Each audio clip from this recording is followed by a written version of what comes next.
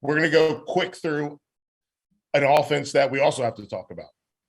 An offense it should be quick. Yes, this will be very quick. An offense that did not score a touchdown. So just so you know, if you're listening to this show on the SiriusXM app, if you're listening to the show, if you're watching this show on YouTube, doesn't matter. Here's the point. 7-3, Iowa did not score one touchdown. They scored 0 touchdowns. They got 2 safeties, which, by the way, getting 2 safeties, if we're talking about degree of difficulty, very high. Yeah. Very high. So I'm going to give a good point. I didn't even think about that. Like, when's the last time you've seen a team get 2 safeties in a game? We haven't seen it in a long time. So I'm going to go with this Iowa team. How does Iowa find a way to control that Big Ten West, a Nebraska team that folks might look at the end of the game score against North Dakota and think that they blew them out? And the reality of it is like, no, it was tied in the fourth quarter. And a Wisconsin team that I love Braylon Allen as much as anyone, but what else do they offer? And a Minnesota team that we're still trying to figure out who they are, and Purdue, who obviously lost to Penn State. Like, how do we see Iowa fitting into the Big Ten West, and are they going to be the team that gets to the Big Ten championship game? Give me 30 seconds. Both of you guys give me 30 seconds on these guys. Go ahead, Jake. Yeah, I have serious concerns about that offense. You saw what Charlie Jones did at Purdue. That would have been their best receiver, that Tyrone Tracy, they lost talent that they desperately needed. And then they've dealt with injuries. Their top receiver remaining, Keegan Johnson out, Gavin Williams out. Sam Laporta was who I thought was going to be one of the best tight ends in the country. He dropped some passes in the game that they desperately needed. Yep. I don't know where you go from here. I don't know the identity, but I do know if you want to make a run, you can't ask your defense to be even better than they were last year. So I think they really need to figure this out. Hang on. I'm gonna call a timeout. I know I said 30 seconds each, but Jake, but here's the thing. That defense was really good a year ago. Yeah. They were so good. So many turnovers. Do you expect them to have that same turnover magic this year? So, Feld, I was doing an audition for another network, and the game that I was asked to prep and call was Iowa-Purdue last year. And I'm looking at the defense, and I'm seeing a stat that says this defense is doing something that hasn't been done since the 2001 Miami Hurricanes. And I'm like, when in the world do you associate Iowa Hawkeyes with the 01 Miami Hurricanes? So I don't know how you do it, man. You did it once. I mean, if you do it twice, maybe we're going to have to start writing them in the record books like the Hurricanes. I don't know, man.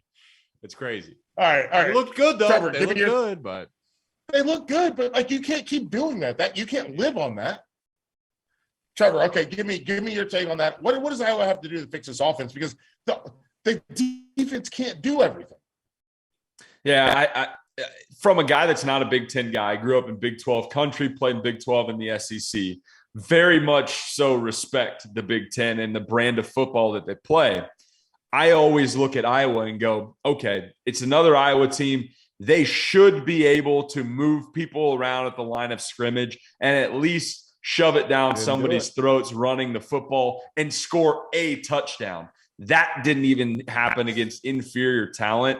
Huge concerns going into this year. They've got to find their identity as an offense. Are they going to be a run first team that maybe does some play action stuff and hits a pass down the field? Are they going to be a team that's going to consistently drop passes, Jake, like you mentioned? I don't know, but they got to figure it out, and they got to figure it out quick, because that was a really, really poor showing on Saturday. And the thing is I don't know what to point to make it like magically better. That's the scary part about it.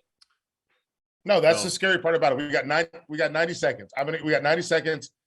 We're going to take Iowa off the board. We're going to take Oregon off the board. Most disappointing team that you saw in week 1. I'm going to tell you this. I'm going to say App State, because they should have won that game against UNC. Would have been a great game. I'll go next. I'm going Nebraska. Because – golly, Scott Frost, get it going, man. They try and bring in Casey Thompson from Texas. He's not going to be the answer. You've got the backing of one of the greatest fan bases in college football, and you're just not getting it done. Horrible brand of football. Not only this week 1, but also week 0 is bad. I mean, I was going to Yeah. go Oh, by the way. Nebraska, but I have another alternative.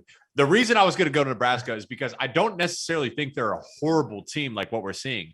I think they're having massive, horrible mental lapses that if you correct some of these mistakes that are day one install, you're all of a sudden going to be a much better team. I don't know. Their mistake was getting rid of Bo Pelini. That was their mistake. No doubt.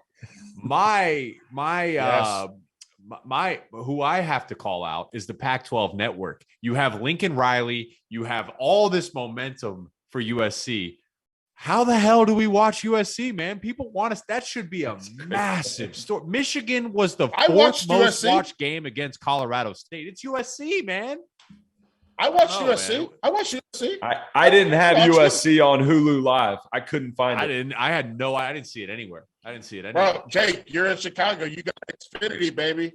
You got I don't, man. Cut the cord. Cut the cord. Xfinity was taxing. For Jake Butt, here's what we got. For Jake Butt, for Trevor Knight, I'm Michael Felder. Folks, this has been up. There's the alarm. For Jake Butt, for Trevor Knight, this has been Field of 12 After Dark. And by the way, Nebraska played North Dakota. Iowa played South Dakota State. I wanted to make sure our folks got that right, so don't get in my mentions. But thank you so much for tuning in. What's going on, guys? Rob Doster here, the founder of the Field of 68 and the Field of 12 Media Networks. I wanted to take a quick minute to let you guys know about an exciting new project that we have been working on for the last 3 months. The Almanac, an all-encompassing preview of the 2022-23 college basketball season. We spoke with every single Division I head coach to give you a robust and accurate preview for all 363 Division I college basketball teams. We have predictions for conference finishes for all 32 leagues. We have features on the best freshmen, the best big men, the breakout stars, the coaches on the hot seat, so much more. It is 600,000 words of sheer happiness for the college basketball fan in your life. The Almanac is going to be available for digital purchase on September 26th for just $19.99, but you can pre-order it today using the promo code HOOPS and save 20%. Just hit the link in the description below.